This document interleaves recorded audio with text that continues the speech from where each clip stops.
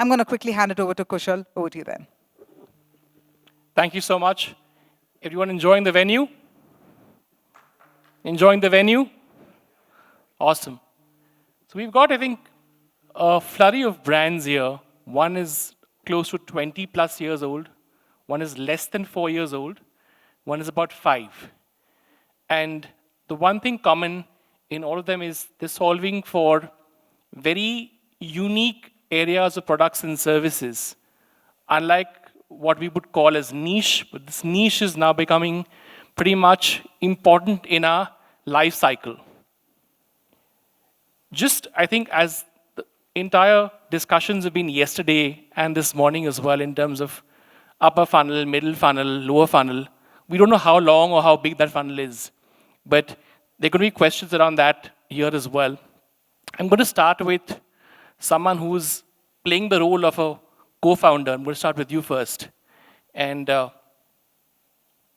what, according to you, is that most important part of that funnel that you're always addressing as sort of a marketer? So, so basically, in our case, we were first in India in most of our categories, and we were first in the world in a few of those. And so, in the traditional funnel, there are 3 layers. In our case, there's another layer which gets added on the top of the top layer, right? Which is where we have to, before even educating people about the brand, creating brand awareness, we have to actually educate people about the category. So for us, actually, that's the piece which is most important, most critical. I think unless we educate more and more people about what the category really stands for, what are we really solving here, that too with a purpose. I think that purpose-driven communication for us is the key, really. Awesome. So Gagan, you've tried to sort of look at methods across offline and online. What perhaps is that one sort of gospel of truth which you can give to a lot of new marketers here in terms of where is it that you're able to solve for in terms of cost cutting or sharpening just ROI? So Kushal, let me rephrase it. Actually, the way it's working for us at Pristyn Care is that, see, when you're solving a big problem, the noise has to be big, right? So from, like in case of PSafe, early adoption was a challenge. But in case of healthcare, that is not a challenge. People know what's the treatment. The issue is that how do you solve the trust part? And second thing, how do you make sure that people know about you? Third thing comes is that for digital marketing, the performance measurements, KPIs are very clear. That may not be the case with TV, but obviously, you have to believe in one fact that correlation may not cause causation, but there has to be some science indication which has to be followed through. So in my past organization, we used to find out various kind of proxies also. So one proxy can be that how many people are searching for you on Google. That's one thing. Generally, when you do an offline campaign, it leads to a huge search in Google Trends. It is up to you, how do you want to decipher those trends and put a correlation to the actual number of orders or actual number of transactions which are taking place on your platform. Similarly, for D2C brands, the way it works is that, again, a big offline campaign generally, again, leads to search on both Google and Amazon. Using these 2 terms, again, you can find out what and how the impact is going to be. For us, within healthcare, the way it works is that when we do an offline campaign, our immediate jump in terms of people who are reaching out to us in terms of care seeking, it increases across all channels proportionately. And with respect to the time the campaign is old, it actually goes on an upward trend. So various kind of learnings, various kind of proxies, scientifically tried out, but the underlying assumption is that for offline, you have to take it with a pinch of salt that correlation is actually causing it. So that's what has been a learning for offline. Interesting. So Ferns and Petals, how many of you guys have bought flowers from Ferns and Petals? Almost everyone. So in the good old days, anyone seen the first store? Anyone from Delhi, right? The first store, Priviyar, Saket. Now they're a digital first. So they're really shutting down the physical stores and it's all online. So what's been, I think, that whole sort of journey from spending, I think, a lot of money in creating value for physical stores and now how is it different, in terms of being able to get someone in the store, physical store, to buy flowers and things of that sort, in terms of gifting, to actually just buying stuff, using an app? Okay. Kushal, firstly, I would like to correct it. We are certainly not shutting the shops. So that's the first caveat. Okay. So, yes, we were retail first, and now we are digital first. There's no doubt about it. Sure. Okay. So, majority of our business is right now driven through digital, whether it be app or websites. Right now, yeah, from being a properly retail store network to being a digital first brand itself is a big journey. But again, I'll also tell you about the kind of category that we are in. The kind of a category that we are in, actually, it is need driven. Nobody actually, again, there is some self-consumption in flowers, but then India is not such a country where mass customers, when I'm saying mass, even the middle class, they don't actually buy flowers regularly from flower shops for some decoration and all at home. Most of it actually in our business is gifting. Okay, when it comes to gifting, I have given the context of gifting. The reason is, firstly, our category, because I'm talking about gifting and not really much of self-consumption, it is properly need-driven. When I'm talking about need, either a birthday, anniversary, or for that matter, Raksha Bandhan, Diwali, I think there is one or the other reason why people are looking for gifts, right? So, again, in the more and more,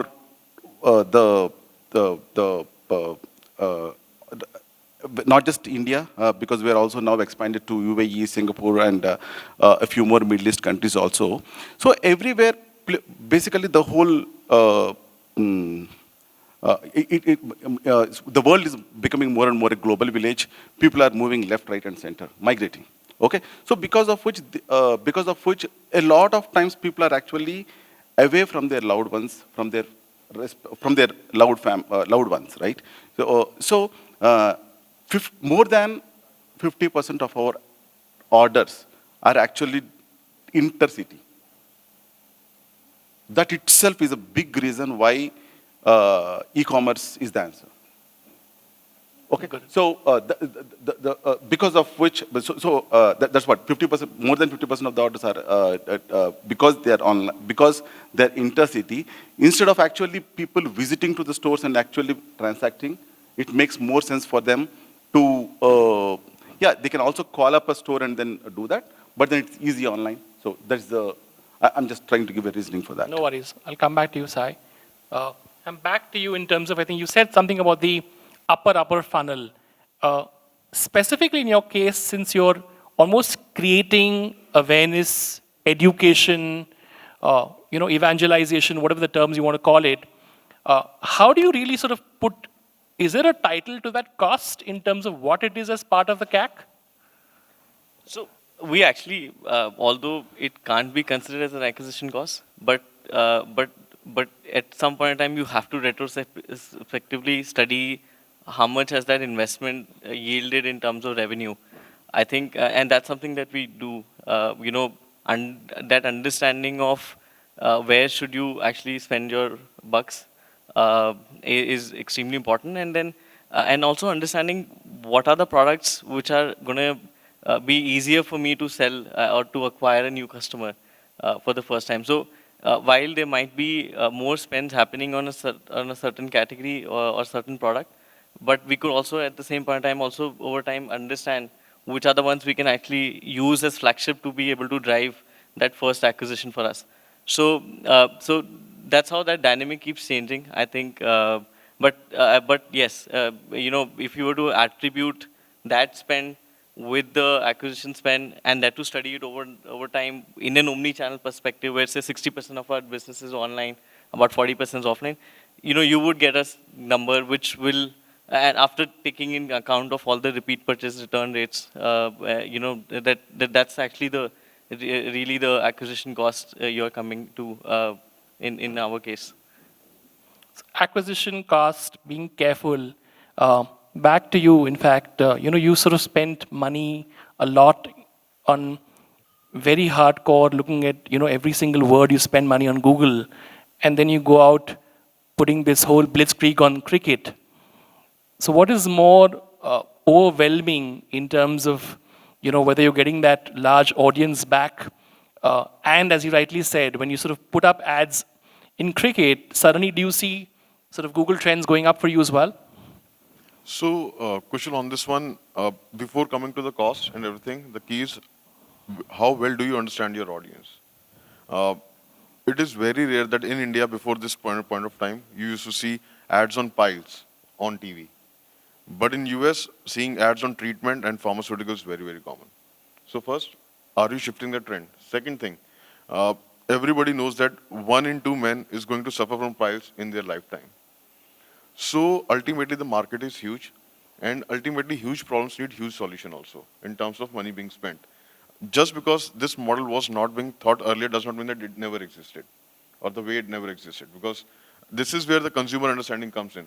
Third thing is that trust in Indian healthcare is pretty low.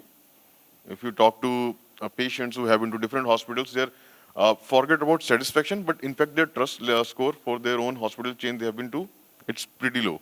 So this is where, combining all of these insights and understanding that the market is huge, consumer are already facing problem. And the second level of the problem is that we are not reaching out to people who are yet to be diagnosed. We are reaching out to people who are already diagnosed and who do not trust healthcare right now.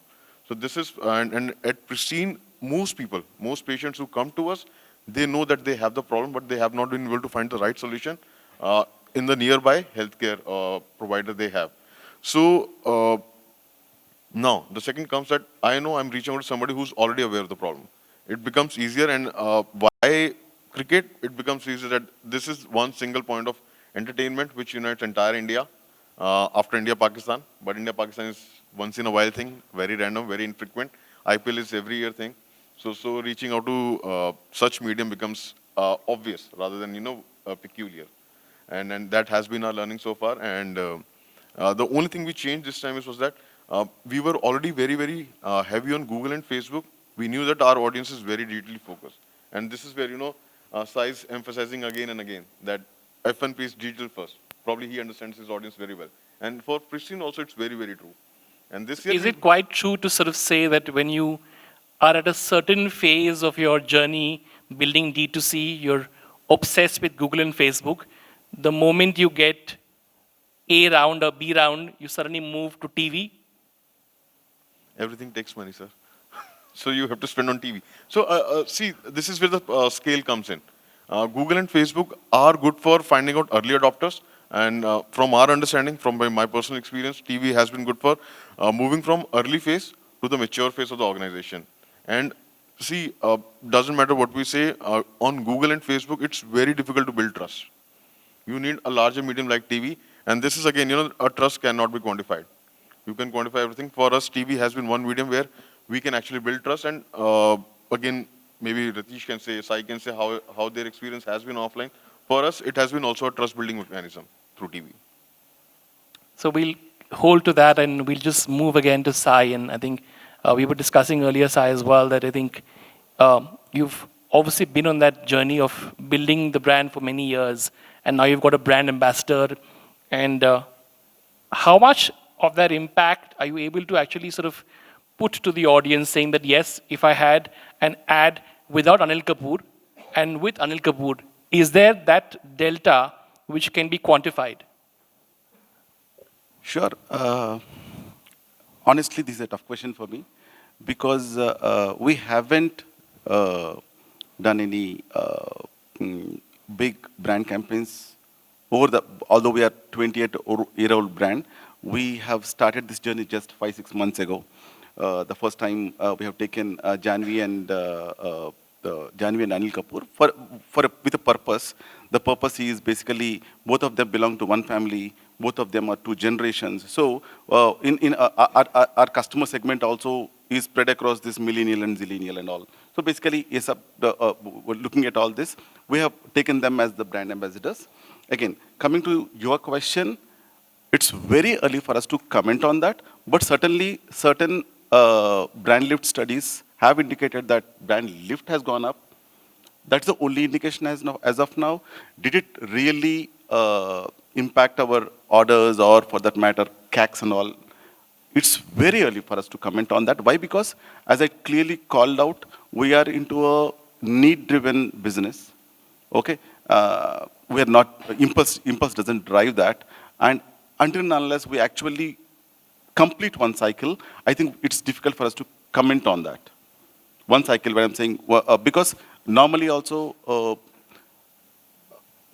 average number of orders per customer is 2 per year, average. When I look at the whole customer segment, there are people who place 5-10 orders a year, but then average, when I'm saying 2, there are people who just place 1 order or 2 orders also, right? So because of which, I think until unless we see one cycle, I think it's difficult for us to comment. But certainly BLS and all, they have gone up.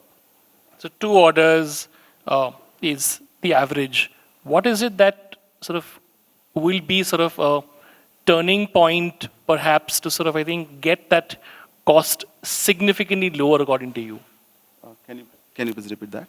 What do you think perhaps is that thing that you might want to sort of do to sort of dramatically get that CAC sort of down and perhaps help the audience in that manner as well? Certainly, there's no doubt customer lifecycle management is has been the focus over the last 5 years. Our repeat rates are very good.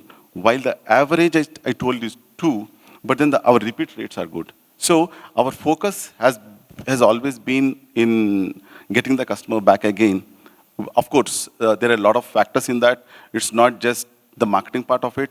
It's also about actually giving the great customer experience and all. So put together, I think I would say focusing more on the customer lifecycle management actually helps you close that loop. So at least that's our focus. Need-based versus education, and I'm back again trying to sort of understand.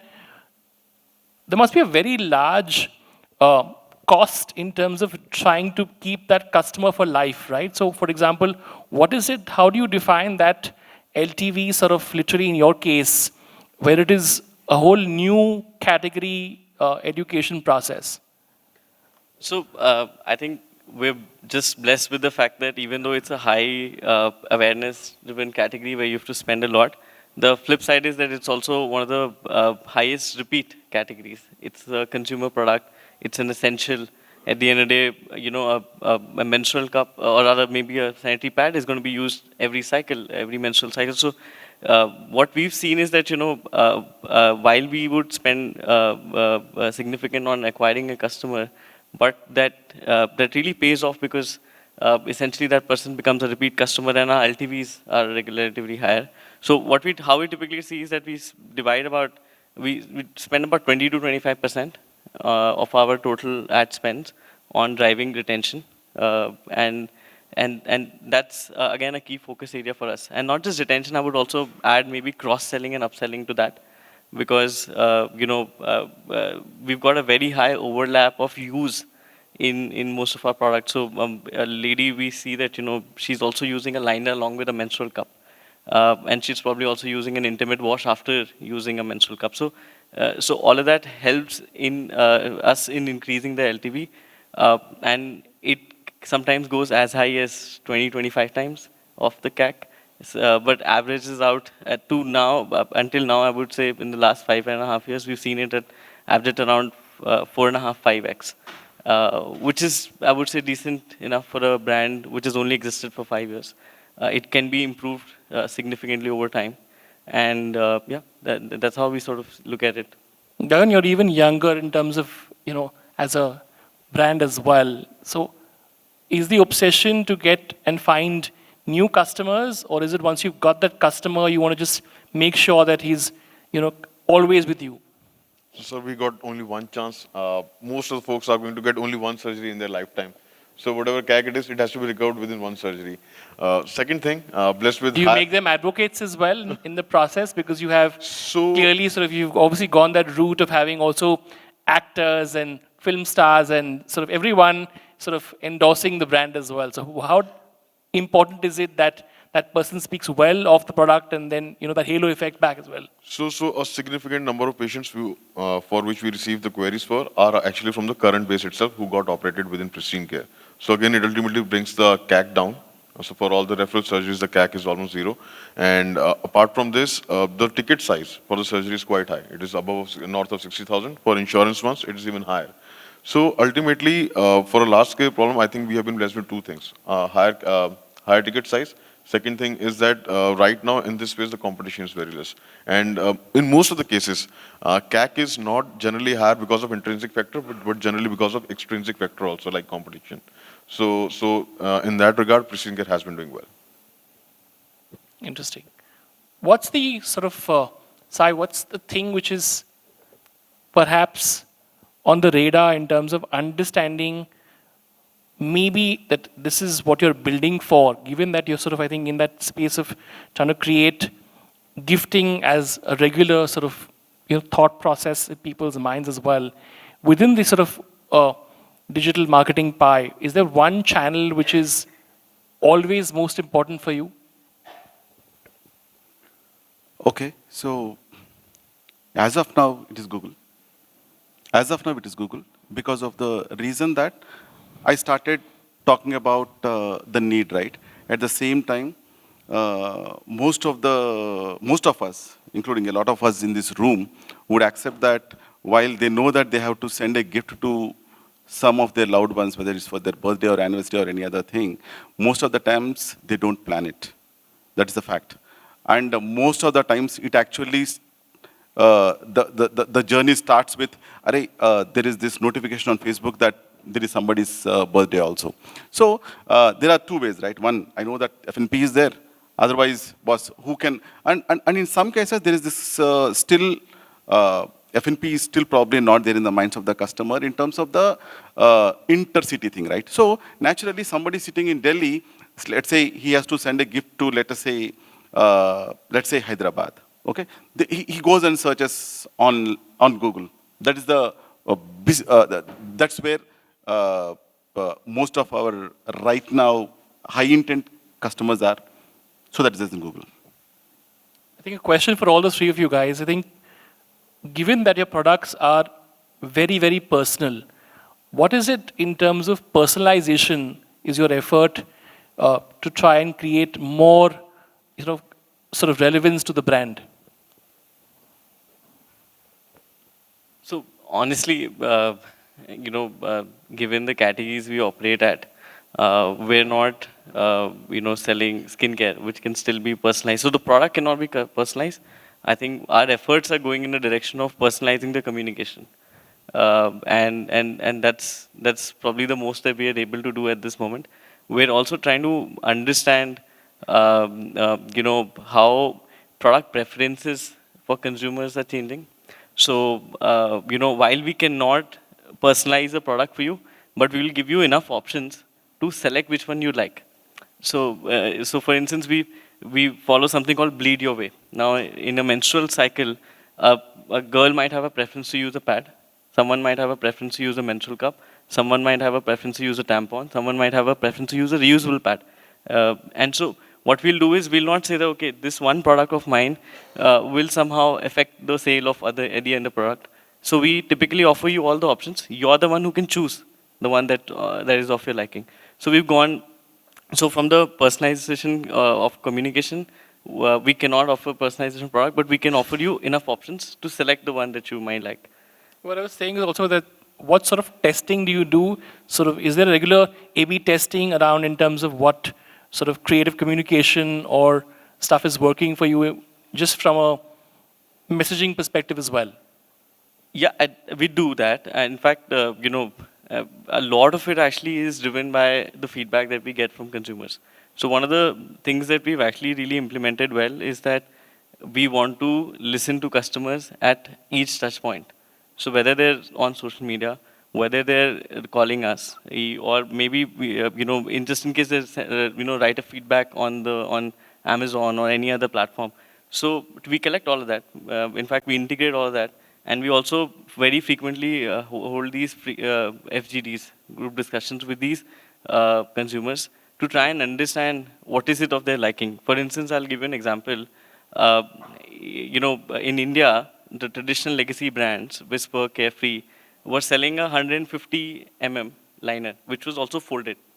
And, while we spoke to our consumers, we understood that 150 mm doesn't hold true for Indian audience, or Indian girls specifically, Plus, the folded one doesn't really stick well on their undergarment. So, we understood, okay, let's do something straight. Let's do something which has a length which can suffice the Indian size. So we went ahead and did 185 mm.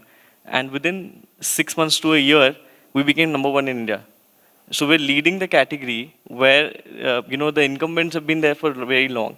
And they have big marketing dollars. But just because the product was something that we built after taking enough feedback from consumers, we were able to win that category. Gagan, and there's a lot of discussion that a lot of marketers have around, even earlier we just heard Euroflex talking about Bharat. How relevant is that term in terms of, in a category like yourself, do you also sort of use that narrative as well? And I think we've seen you getting to regional. So is that close to what you do? So, Kushal, on this one, I think beyond Bharat, the term has to be, the term has always been there, which is hyper-local. In fact, if you consider healthcare, the level of healthcare in South Delhi versus North Delhi is entirely different. Forget about India. And when it comes to tier 2, tier 3, it is even worse. So there are solutions, there are specific sectors which are age-old, like healthcare. And still tier 2, tier 3, tier 4 suffer because of all of these things. A typical Western society person would say that let's put more hospitals, but that is not the answer for India. Answer is that hospitals are there, either they are underutilized or their operation theaters need upgrades.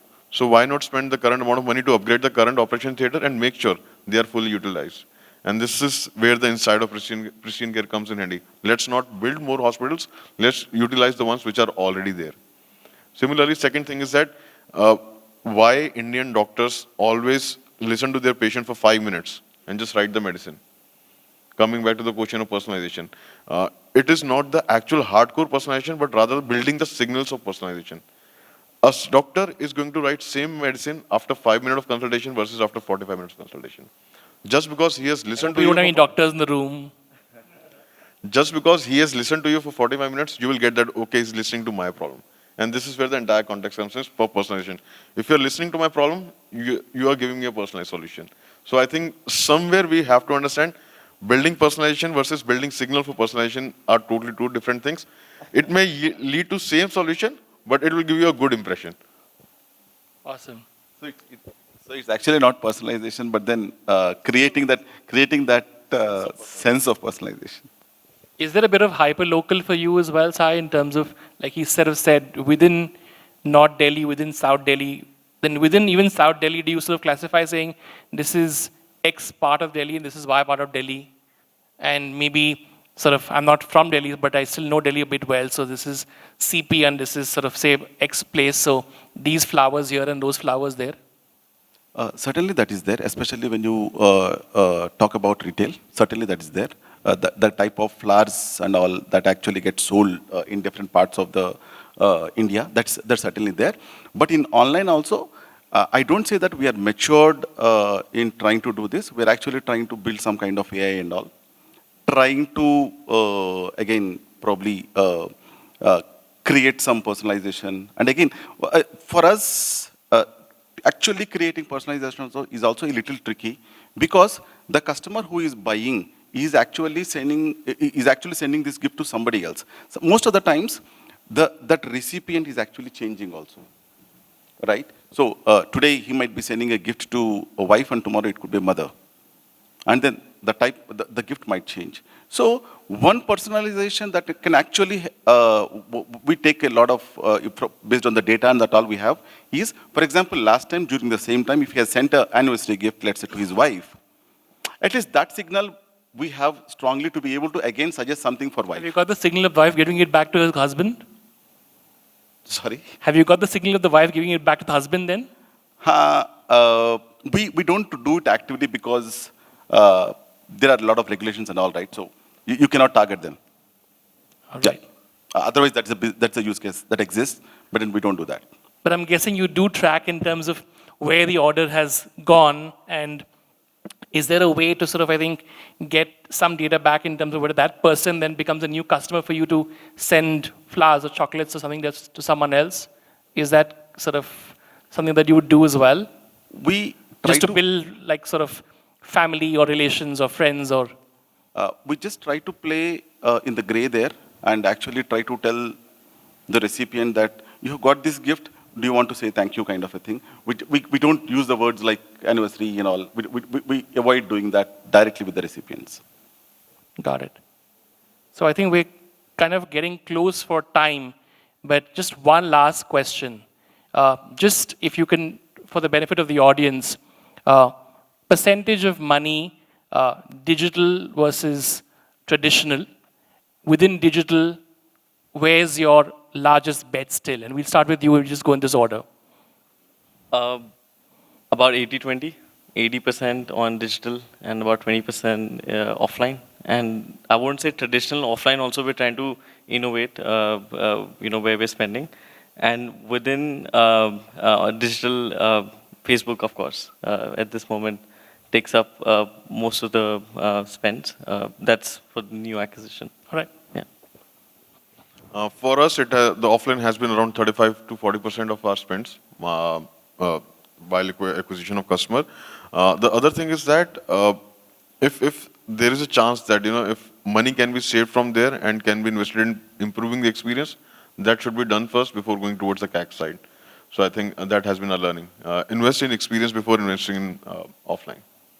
So save money from digital, or I didn't get what you're trying to say. I'm saying before going big on offline, Okay. make sure your experience is really at par or better than the current standards. Awesome. Until last year, it is 99 and 1, 99 digital and 1 offline. This year, because we have just started our journey of offline and all, right now, I can say probably still it is 70-30, 70 digital. Going forward, how is it going to shape up? We'll have to figure out, because we're still very in the nascent stage of this. Great. I think we've had a sort of time's up sort of come out to us, but happy to take any questions if we have any. Unfortunately, we've just been informed that we don't have time for questions as we completely time out. That's right. But I do see that there are hands up there, so I'm sure they're going to connect with all of you offline. I'm so sorry, ma'am, but we're going to take that question offline. So on that note, but first up, I think we should have a round of applause for that very, very earnest conversation that we managed to gather. So thank you so much for that, dear speakers. I'm going to quickly request Shiny to present a token of gratitude to all of our speakers, right from Kushal to all of our speakers as well, all our panelists.